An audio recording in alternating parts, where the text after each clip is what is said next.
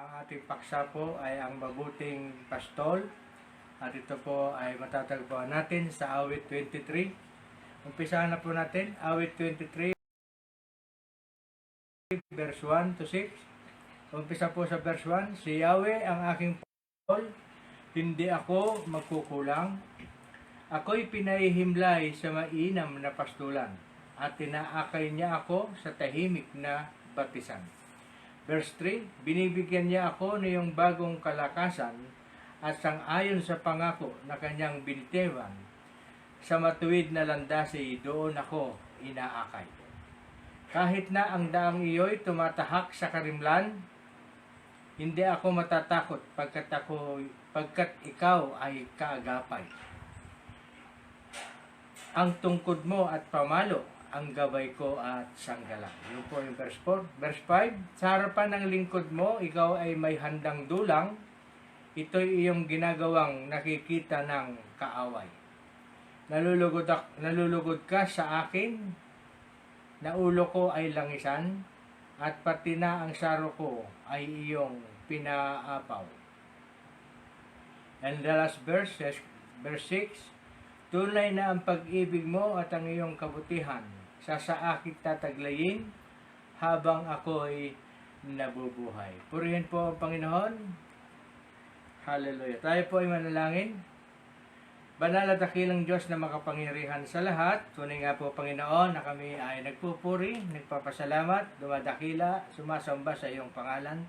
Sa hapong ito ay nagpapasalamat po kami sa iyong salita na aming natunghayan na ikaw nga po Panginoon ang mabuting pastol at patuloy na umaagapay, sumusuporta, gumagabay, nagpapala at nag-iingat sa iyong mga lingkod, sa iyong mga anak, Panginoon, na nananalig at nagtitiwala sa iyo.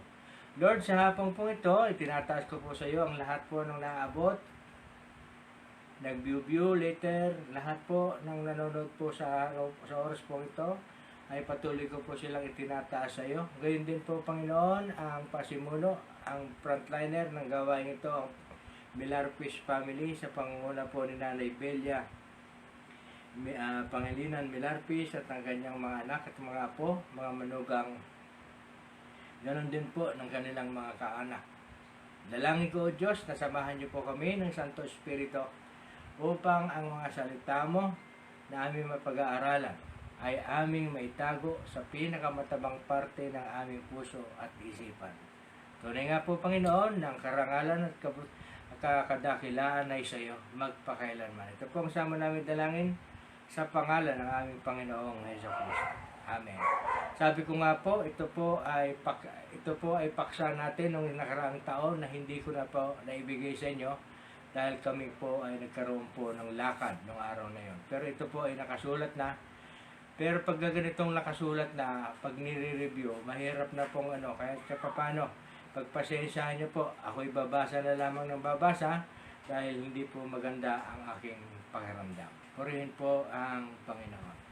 Hallelujah. Ang metaporang madalas gamitin sa matandang tipan, inihahambing ng Diyos ang kanyang sarili sa isang pastol upang ilarawan ang kanyang dakilang pag-ibig para sa kanyang bayan. Ginamit din ng Panginoong Hesukristo ang gayon ding metapora upang ipahayag ang kanyang kaugnayan sa kanyang bayan. Ang Diyos sa pamamagitan ni Kristo at ng banal na Espiritu ay lubos na nagmamalasakit sa bawat isa sa kanyang mga anak na hangad niyang mahalin, pangalagaan, ingatan, gabayan at maging malapit sa bawat anak na iyaon. Katulad ng ginagawa ng isang mabuting pastol sa sarili niyang tupa. Purihin po ang Panginoon. Yun po yung ating pag-aaralan. Sabi ko nga po, pag naisulat na, mahirap nang i-review. Kasi nga po, hindi po ako sanay na pag ang mensahe ay nagawa na at pwede uulitin, ipapayag, hindi na po nangyayari. Pero ito, naisulat pero hindi ko na ihatid. andun pa rin yung paghihirap na pag-uunawa. Kaya tayo po, ibabasa na lamang. Puro basa po ang gagawin natin. Sa verse 1, ang sabi po. Ano po yung sa verse 1? Ang sabi, hindi ako magkukulang. Ang salitang hindi magkukulang ay nangangahulugang hindi ako magkukulang ng anumang bagay na kailangan upang maganap ang kalooban ng Diyos sa ating buhay. Kasiyahan sa paglalaan at pangangalaga ng mabuting pastol sa atin. Maging sa panahon ng pansariling kahirapan, sapagkat ito'y nagtitiwala sa kanyang pag-ibig at sa kanyang pagtatalaga sa atin. Sabi po sa awit 36, basahin po natin, 36:8, ang sabi po. Sa pagkain ay sagana sa sarili mong tahanan, doon sila umiinom sa batis ng kabutihan. Yun nga po, tayo ay hindi pinagkukulang, hindi tayo nagkukulang kung tayo po ay laging tapat at patuloy na nananalig, nagtitiwala sa ating mabuting pastol. Hindi niya po tayo pagkukulangin. Amen? Katulad po ng nangyari sa akin ngayon, kahit na masama ang aking pakiramdam, ay pinagkaloob pa rin ng Panginoon na tayo ay magkapiling sa hapong ito. Binibigyan niya pa rin ako ng konting lakas para maihatid yung kanyang mensahe. At nataon naman na siya ang mensahe natin ay tungkol dito sa mabuting pastol. Hindi ko po maiwasan na ito ay aking magbigay. Purihin po ang Panginoon. Sabi sa verse 2, ako'y pinahihimlay sa mainam na pastulan. Sabi po, dahil sa presensya at kalapitan ng pastol, tayo'y pinahihimlay sa kapayapaan. Walang anumang katatakutan. Ang banal na Espiritu bilang ating mga aliw, tagapayo at katulong ay naghahangad ng katulad ng kalinga ng pastol at presensya ni Hesukristo sa atin. Ang ating tiwalang paghimlay sa kanyang presensya ay mararanasan sa mainam na pastulan kay Hesukristo at sa salita ng Diyos na kinakailangan para sa isang masaganang buhay. Purihin po ang Panginoon. Awit 46, verse 4, ang sabi po, may ilog ng galak sa bayan ng Diyos, sa banal na templo'y ligaya ang dulo. Kaya nga po doon, meron pong lugar sa templo ng Diyos na ang galak ay namumuhay at doon nga po tayo pinahihimlay. Amen? Sabi ko nga po sa inyo, yung tayo sa kabilang buhay, iba po, hindi pa po natin naranasan dito sa balat ng lupa. Yung ligayang matatamo po natin doon po sa piling ng Diyos. Kaya nga po sabi niya, tayo'y kanyang pahihimlayin sa kanyang templo. Amen? Verse 3, nagbibigay ng bagong kalakasan. Ang bawat pinaghihinaan ng loob, ang ating kaluluwa'y pinasisigla at muling pinalalakas ng mabuting pastol sa pamamagitan ng kapangyarihan at biyaya. Sabi po sa awit 42, basahin po natin. Awit 42 verse 11. Hallelujah. Nagbibigay ng bagong kalakasan. Sabi po bakit ako nalulungkot? Bakit ako nagdaramdam? Sa Diyos ako'y may tiwala, siyang aking aasahan. Magpupuri akong muli, pupurihin walang humpay. Ang aking tagapagligtas, ang Diyos na walang hanggan. Amen? Sa second paragraph po ng nagbibigay ng bagong kalakasan, ang ating tugon ay pagsunod at pinakikinggan ang kanyang tinig at hindi susunod sa hindi ko nakikilala ang tinig. Amen. Sabi po sa John chapter 10 verse 3 to 5. Ang sabi po. Umpisa na po natin sa 2. Ngunit ang nagdaraan sa pintuan ay isang pastol ng mga tupa. Pinapapasok siya ng bantay pinto at pinakikinggan ng mga tupa ang kanyang tinig. Tinatawag niya ang kanyang mga tupa sa kanilang pangalan at inilalabas sa kulungan. Kapag nailabas na, siya ay nangunguna sa kanila at sumusunod naman ang mga tupa sapagkat nakikilala nila ang kanyang tinig. Hindi sila sumusunod sa iba, bagkus pangay patakbong lumalayo sapagkat hindi nila nakikilala ang kanyang tinig. Yun nga po, ang sabi po doon,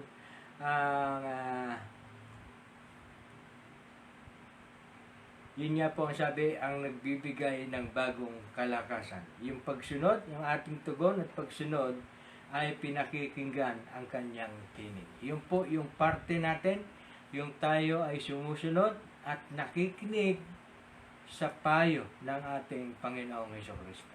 Amen? Hallelujah. Ang metaphor po ay sa English, ang may meaning po nito ay compare or simile, figurative or symbolic. Ginagamit po ng Panginoon ang metaphor na pastol bilang siya. Ano po? Hinahambing. Yun po ang ibig sabihin ng metaphor. Ano po? Para malinawin niyo po yung metaphor. Sa Pilipinas, marami po tayong ginagamit na hayop na ikinukumpare sa mga tao. Katulad ng buwaya, ng talangka, crab mentality. Ano po? Ganon din po rito. Marami po yun. Pero ito po ay ating binabasa. Yung ating pastol na ginamit ng Diyos sa lumang tipan at ginamit ng Panginoong Hesukristo sa bagong tipan. Yung mabuting pastol. Sa verse 4, sabi po, siya ay ating kaagapay. Amen. Hallelujah. Sa mga panahon ng panganib, kahirapan at maging kamatayan, ay hindi kinakakatakutang kasamaan, sapagkat siya ay kaagapay sa lahat ng kalagayan sa buhay. Ang pamalo, isang mahaba at payat na patpat na may kawing sa isang dulo, ay ginagamit upang ilapit ang isang tupa tungo sa pastol. Patnubayan ito sa tamang daan o iligtas sa kapamakan. Ang tungkod at pamalo ng Diyos ay nagbibigay sa atin ng muling katiyakan ng pag-ibig at gabay ng Diyos. Tingnan niyo po yung tungkod ng mga pastol. Bakit po may ganon? Merong kawit, po. Para po, pag meron pong lalalayo, kasi po ang mga tupa po, walang kumbaga walang kaisipan Kung saan po yung doon po sila pag may naliligaw, kakawitin lamang ng pastol para maibalik. Ganon ang siya ang ating kaagapay. Kaya ang Diyos, pag nakikita niya tayo ay nalilihis, hindi natin alam, tayo ay kinakawit. Ano po? Dahil siya ay mabuting pastol, tayo po ay kanyang kinakawit para hindi po tayo maligwak o malihis ng landas sa ating buhay. Amen? Awit 71. Purihin po ang Panginoon. Hallelujah. Awit 71. Beginning 19 to 21. Ang sabi po, dakila ka, Panginoon, matuwid ka hanggang langit. Dakila ang ginawa mo at wala kang makaparis. Bagaman at dinanas ko ang hirap at madlang sakit, subalit ang aking lakas ay muli mong ibinalik. Upang ako'y di tuluyang sa libingan ay mabulid, ako'y iyong tutulungan upang lalong palakasin, bihisan mo ang hirap ko, ako'y muling alawin. Yun nga po, tayo ay kanyang dinadagit pabalik para hindi po tayo mabulit sa kamatayang walang hanggan. Hallelujah! Ganon din po sa awit 107. Basahin po natin yung 107 verse 13 to 15. Ang sabi po, hallelujah! Sa gitna ng hirap, sa Panginoong Diyos sila ay tumawag at dininig naman yaong kahilingan na sila'y iligtas. Sa dakong madilim, sila ay hinango sa gitna ng lungkot, at ang tangikala sa kamay at paa ay kanyang nilagot. Sa pag-ibig ng Diyos, siya ay marapat na pasalamatan sa kahangahangang pagliligtas niya sa mga hinirang. Amen? Yun po, yung pagdagit, siya ang ating kaagapay. Amen? Hindi niya po tayo pinababayaan. Amen? Hallelujah. Katulad po na nangyari ngayon. Hindi niya po ako pinababayaan, hindi niya po tayo pinabayaan na hindi matuloy ang gawain. Sabi nga ni Sister Oring kanina, magme-mensahe na po ba, nagme-mensahe na ba ako sa group chat? Sabi ko, hindi. Bibigyan ako ng Diyos ng kalakasan. Amen? Uminom ng gamot, nagpahinga, nagbanyo, yung mainit na tubig, pinagpawisan, naka-4 na po akong t-shirt na palit. Purihin po, Panginoon. At medyo maalwan ang aking pakiramdam at nakaharap sa inyo. Purihin po ang Panginoon. Verse 5, may handang dulang. Ang Diyos ay nangangalaga para sa ating mga pangangailangan sa gitna ng masamang puwersa na nagbabalik hirain ang ating buhay at kaluluwa. Amen. Nakakaharap araw-araw at napapaligiran ng isang masamang lipunan. Ngunit pinaglalaanan ng sapat na biyaya upang mabuhay at magalak sa presensya ng Diyos. Tayo'y maaaring kumain sa dulang ng Panginoon sa pananampalataya, pasasalamat at pag-asa, lubos na kapayapaan at iniingatan sa pamamagitan ng dugong natigis sa katawan na pinagpira-piraso ng mabuting pastor. Dalawa po yung ating sentence dito, kaya yung isa po, ang meaning, ang reference niya ay sa Awit 86, sabi po. Awit 86, ganda sabi po doon, ang Diyos ay nangangalaga para sa ating mga pangangailangan sa gitna ng masasamang puwersa na nagbabalak sirain ang ating buhay at kaluluwa. Ito po ang reference doon, Awit 86, verse 16 to 17. Amen. Ibaling sa akin ang awa mo't habag, iligtas mo ako at bigyan ng lakas. Yamang naglilingkod sa iyo ng tapat, pagtulong sa akin iyong patunayan, upang mapahiya ang aking kaaway. Kung makita nila yaong katibayan, na ako'y inaaliw mo at tinutulungan. Amen? Yun nga po, yung may mga, yung sa ating kapaligiran, tayo po ay maraming nagda-down. Yun nga po, marami pong talangka. Crab mentality. Alam niyo po yung crab mentality? Di po ba? Maakit yung isang talangka, darating yung isa, hihilain, o siya naman nakakyat, hihilain naman ang isa. Kaya nga po yun. Kaya nabanggit ko po sa inyo yung metaphor na talangka. Amen. Amen. Purihin po ang Panginoon. Second sentence, ang sabi po doon, ngunit pinaglalaanan ng sapat na biyaya upang mabuhay at magalak sa presensya ng Diyos. Tayo'y maaaring kumain sa dulang ng Panginoon. Yung pa nga po, ito po ay ating ginagawa sa ating tinatawag na tawag dito, per Sunday, ang communion, ating communion time. Sa unang Korinto, chapter 11, ginagawa po natin ito dahil ito ay pag-alaala sa ating Panginoon. Yung pagkain ng tinapay at pag-inom ng juice, representing ng kanyang dugo, inaalala natin yung kanyang buhay, yung kanyang pagkamatay para sa atin. Sabi po sa unang Korinto, chapter 11, verse 23, ito ang aral na tinanggap ko sa Panginoon at ibinibigay ko naman sa inyo.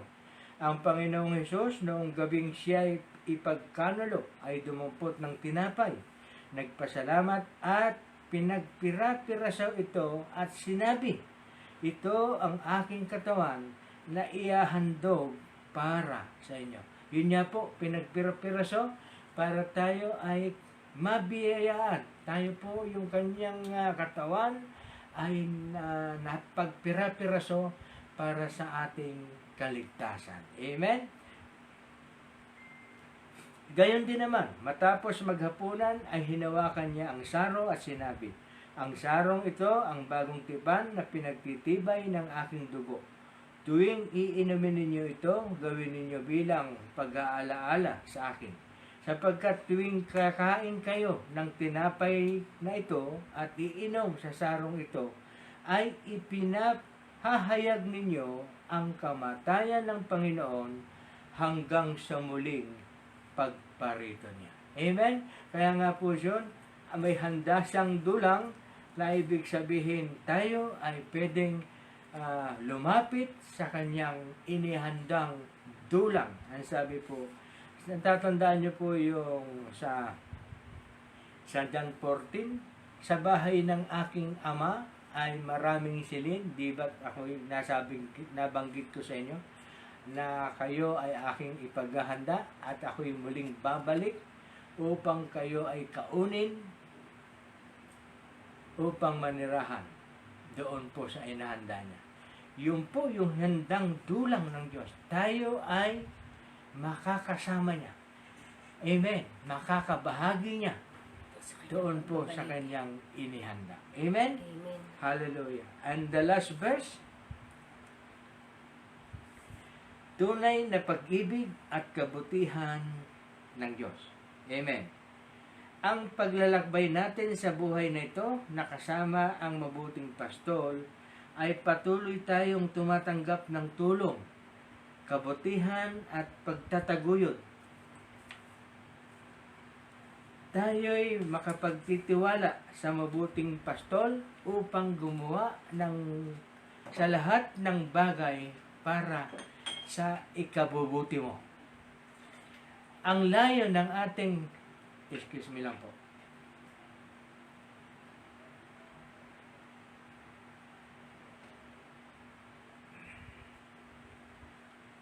ang layon ng ating pagsunod sa pastol ay pagdanas ng kanyang kabutihan at pag-ibig ay upang makasama natin ang Panginoon, makita siya ng mukhaan at paglingkuran siya habang buhay. Amen. Ibasahin po natin yung aklat ng Pahayag, chapter 22, verse 1 to 5. Dito po tayo matatapos yung ating paksa po ng mabuting pastol, purihin po ang Panginoon. Ipinakita rin sa akin ng anghel ang ilog na nagbibigay buhay. Ang tubig nitong sinlinaw ng kristal ay bumubukal sa trono ng Diyos at ng Kordero at umaagos sa gitna ng lansangan ng lungsod. Sa magkabilang palig ng ilog ay may punong kahoy na nagbibigay buhay. Ang bunga nito'y iba't iba bawat buwan at nakaluluna sa sakit ng mga bansa ang mga dahon nito. Verse 3, walang masusumpungan doon na anumang sinumpa ng Diyos. Matatagpuan sa lungsod na ang trono ng Diyos at ng Kordero at sasambahin siya ng kanyang mga lingkod. Ito na nga po. Makikita nila ang kanyang mukha at masusulat sa kanilang loob ang kanyang pangalan.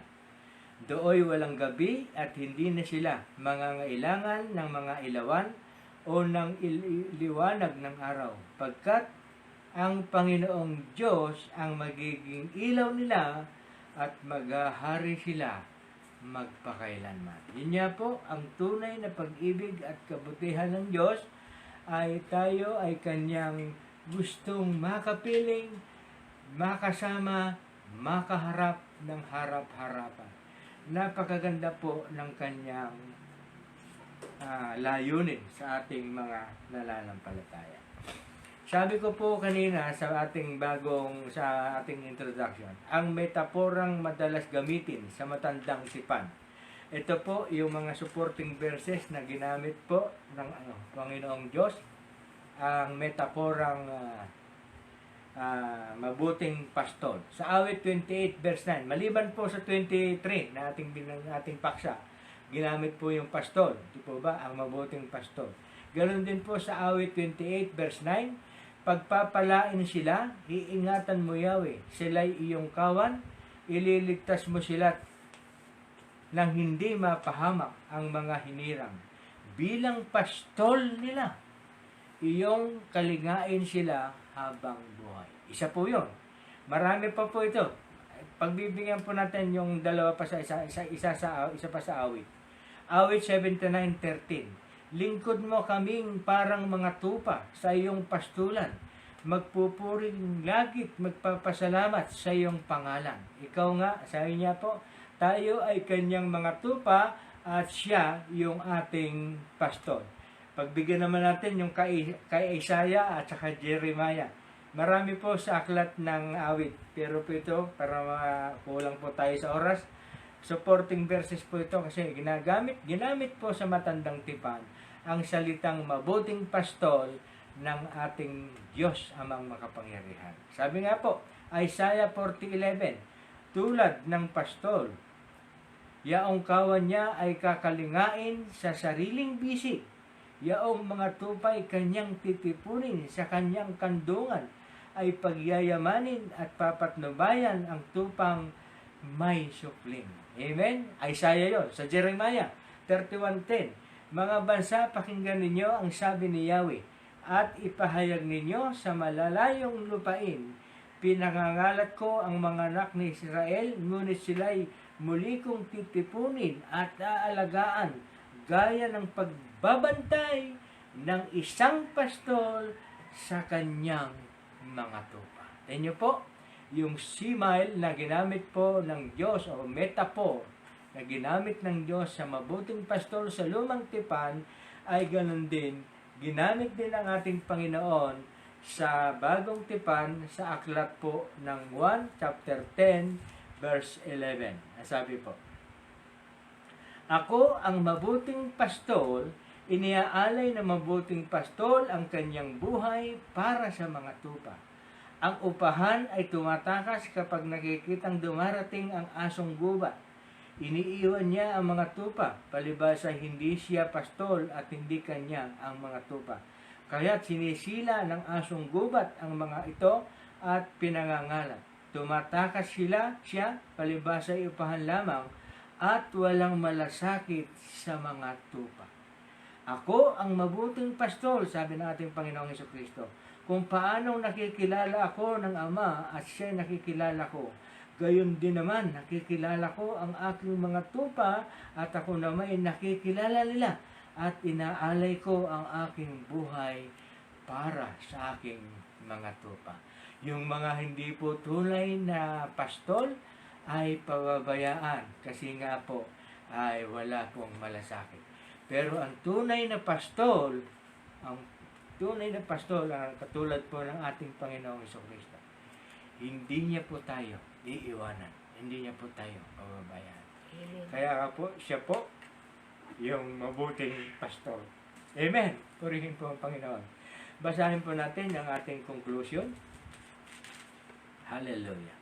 Ang salmong ito na nagmula sa isip ng Panginoon at kinasihan ng banal na Espiritu ay nagpapahayag ng kanyang malasakit at masikap na pangangalaga para sa mga sumusunod sa kanya. Sila ang mga minamahal na layon ng kanyang banal na pag-ibig. Nagmamalasakit siya sa bawat isa sa kanila tulad ng pagmamalasakit ng isang ama sa kanyang mga anak at ng isang pastol para sa kanyang mga tupa. Amen. Ang mga mananampalataya, ang mga tupa ng Panginoon, tayo. Ang mga mananampalataya, ang mga tupa ng Panginoon, tayo ay Kanya at mga bukod tanging pinag-uukulan ng Kanyang pagmamahal at pangangalaga. Bagamat tayong lahat ay parang mga tupang naligaw. Sabi po yun sa Isaiah 53:6.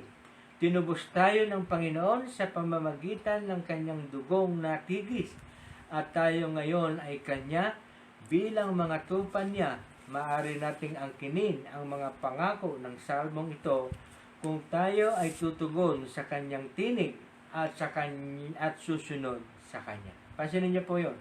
At tayo ngayon ay kanya, bilang mga tupa niya, maaari nating angkinin ang pangako ng salmong ito. Kaya pala si kapatid na Amalia Melarpes Santos, ito po ay kanyang inaangkin. Pwede naman, sabi nga po maaari nating angkinin ang pangako ng salmong ito kung tayo ay tutugon sa kanyang tinig. Ibig sabihin ay patuloy lamang po tayong mananalig, patuloy tayong tutugon sa biyaya at pag-ibig. Eksakto, kalating oras, purihin po ang Panginoon. Tayo po ay manalangin. Banal at dakilang Diyos na makapangyarihan sa lahat, tunay nga po Panginoon, nasa kabila po ng mga pagsubok sa aming mga buhay, ay naihatid namin Panginoon ang iyong mensahe, na tunay nga po Panginoon, na ikaw ang mabuting pastol na gumagabay, kumakalinga, sumusubaybay, nagpapala at naghahanda ng lahat ng aming pangangailangan. Tunay nga po Panginoon na napakadakila mo, tunay na napakabuti mo sa lahat ng mga mananampalataya at naniniwala at nagtitiwala sa iyo. Salamat po Panginoon sa pangako mo sa Salmo 23. At ito nga po Panginoon ay amin na pong aangkinin ang lahat ng mga pangako mo na binitawan sa awit 23 from verse 1 to 6, at amin pong itong tutuganan ng aming pananalig at pananampalataya at pananatili sa iyong kabutihan, sa iyong kapangyarihan. Amen. Hallelujah. Muli, ang papurit, pagsamba, pagluwalhati ay sa iyo magpakailanman. Ito po ang sama namin dalangin sa pangalan ng aming Panginoong Hesus Kristo. Amen.